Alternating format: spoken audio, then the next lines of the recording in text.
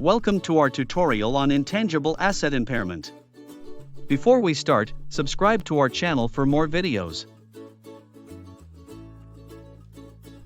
We're looking at Parker Corporation, which owns copyrights, as of December 31, 2023. The cost of the copyright is $4 million, with a carrying amount of $3,400,000. Expected future net cash flows are estimated at $3 million.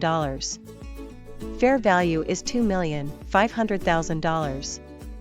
The company will continue using this asset, which has 5 years remaining in its useful life. Here's what needs to be done. Prepare the journal entry, if any, to record the impairment of the asset at December 31, 2023. Prepare the journal entry to record amortization expense for 2024. Additionally, it is given that the fair value of the copyright at December 31, 2024 is $2,700,000. Prepare the journal entry, if any, necessary to record this increase in fair value. Let's determine if an impairment is needed. We'll compare the asset's carrying amount to the sum of expected future net cash flows. If the carrying amount exceeds the future net cash flows, an impairment has occurred.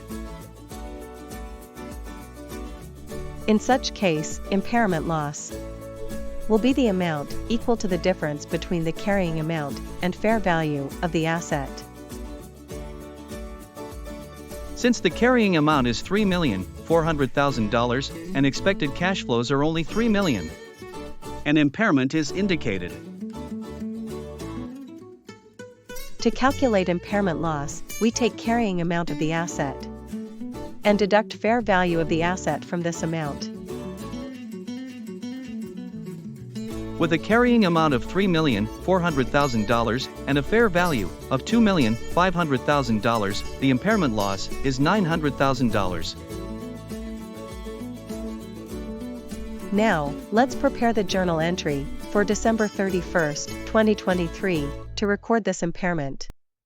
We will debit loss on impairment for $900,000 and credit copyrights for the same amount. This entry reduces the carrying amount of the copyright on the balance sheet, aligning it with the asset's fair value, and records the impairment loss as an expense on the income statement. After recording the impairment, the new carrying amount will be the basis for future amortization. After the impairment, new carrying amount for the copyright is $2,500,000. Our next step is to calculate the amortization expense for 2024. We'll divide the new carrying amount by the remaining useful life to get a straight-line amortization expense. The carrying amount after impairment is $2,500,000.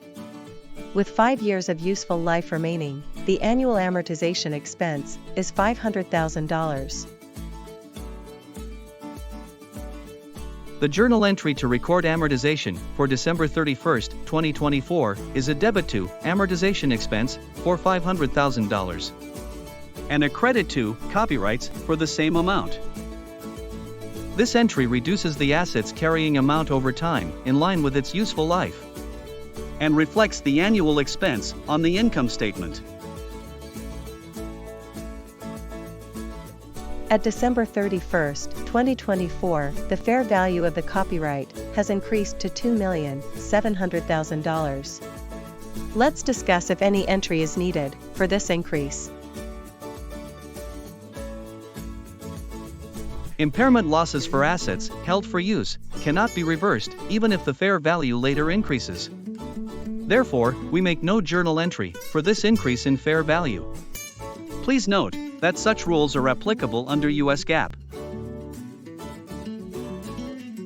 In contrast, IFRS allows impairment reversals if there is an increase in the recoverable amount of most assets, reflecting a more current value on the balance sheet. However, this approach does not apply under US GAAP. Thank you for watching. Subscribe to our channel not to miss new videos.